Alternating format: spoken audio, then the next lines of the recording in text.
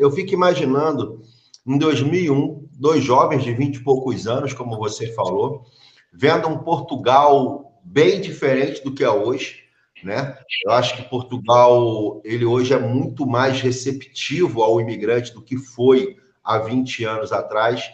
Como é que foi essa questão?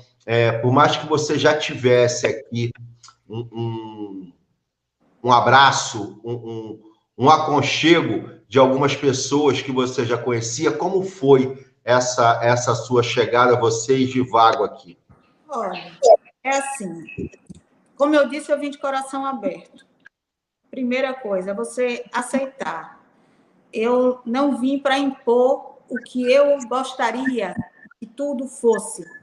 Eu não vim aqui impor que os meus costumes já estivessem presentes aqui ou que eles estivessem de ser incorporados. Então, eu cheguei numa fase em que até a parte culinária era difícil você encontrar. Hoje em dia, até tapioca granulada o pessoal tem aí, gente. Isso não existia, nem por sonho aqui em Portugal. Na verdade, quando eu cheguei, nem sushi a gente comia em Braga, porque só tinha um restaurante no Porto.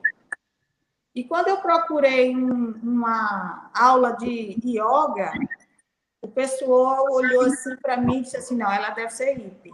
Deve ser hippie, tem aí uns costumes diferentes, o que é pilates, o que é yoga. Mas foi assim há 20 anos atrás. Não existia nada do que tem hoje aqui em Braga. Esses restaurantes aí para todo lado, com várias culturas, não era assim.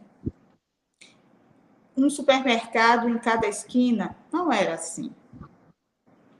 Mas existia uma coisa que é a essência do português.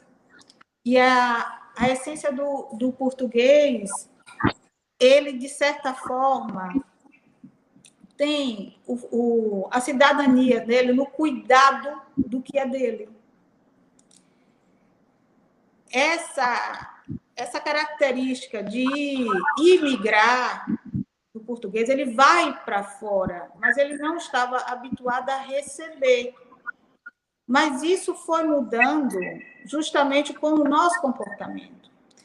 Claro que qualquer pessoa que não tem um bom comportamento, em qualquer lugar, não é desejado.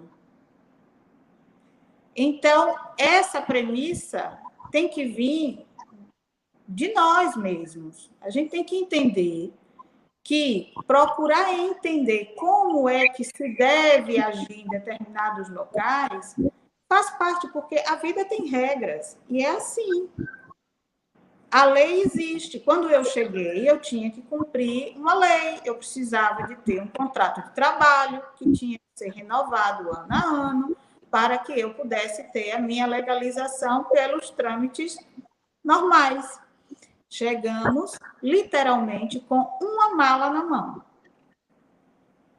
Mesmo assim. E sem possibilidade de recorrer à família para ajuda financeira.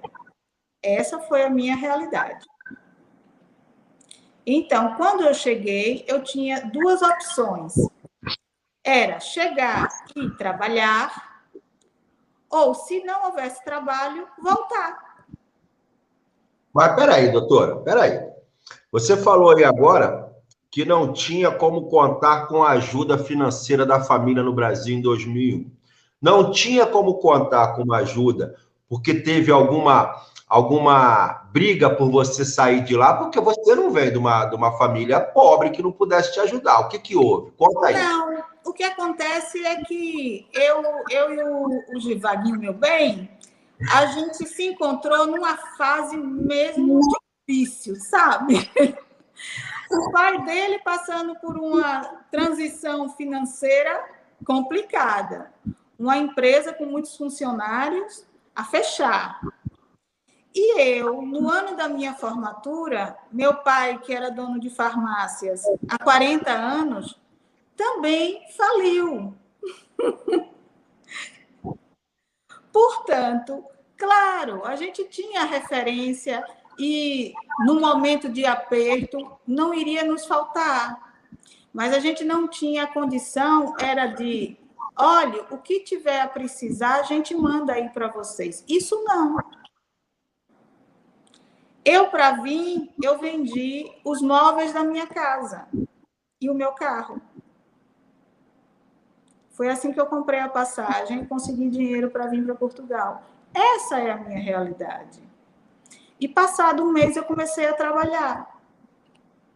E fui trabalhar numa clínica grande aqui em Braga, onde ele no caso, empregou muitos brasileiros, né? Muitos dentistas brasileiros, mas também foi onde eu conheci uma grande amiga minha, que hoje é madrinha da minha filha, e também é minha colega dentista, é portuguesa, mas foi lá que a gente se conheceu, nessa clínica.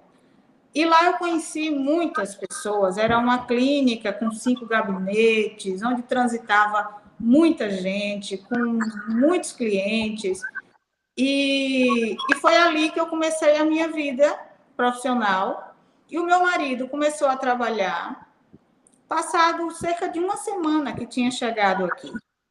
Mas ele não escolheu aonde ele foi trabalhar. Foi um amigo de um amigo que arranjou simplesmente um posto de trabalho para ele, onde ele pudesse estar legal, porque nessa altura, quando a gente chegou, era indispensável ter um contrato de trabalho para permanecer, não é, aqui em Portugal por um tempo maior do que aqueles 3 meses previstos. E nós queríamos era trabalhar, porque precisávamos trabalhar. E foi o que ele fez, ele falou, não estou a escolher, eu quero alguma coisa, e a partir daí, logo se vê.